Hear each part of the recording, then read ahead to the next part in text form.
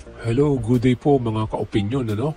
Pag-uusapan po natin ay ang pagbabago ng resulta ng Grand Finals winner ng The Clones OPM Female.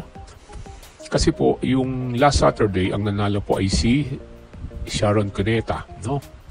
Tapos, ang first runner-up, si Claire, Tapos ang second runner-up po ay si Dulce, Ngayon araw po ay nag-announce si Ma'am Alan Kay, na yung correction, binago po nila, kasi nagkaroon po ng error, May sinasabi siya sa cue card, pero hindi ko natin alam yun, kasi may ano sila dyan, proseso, Ngayon po, ang final winner na po, ang OPM Female Grand Finals winner po ay si clone ni Dulce, Tapos ang first runner-up po ay si Claire, Clone ni Claire. And second runner-up po ay si clone ni Sharon Cuneta. Bali, ito na po yung final,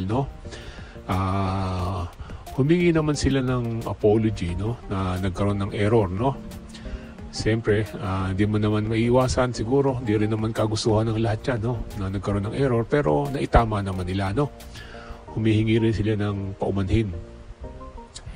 At least na ayos naman yung pagkakamali, Kaya zero out na lang natin lahat ng mga nangyari.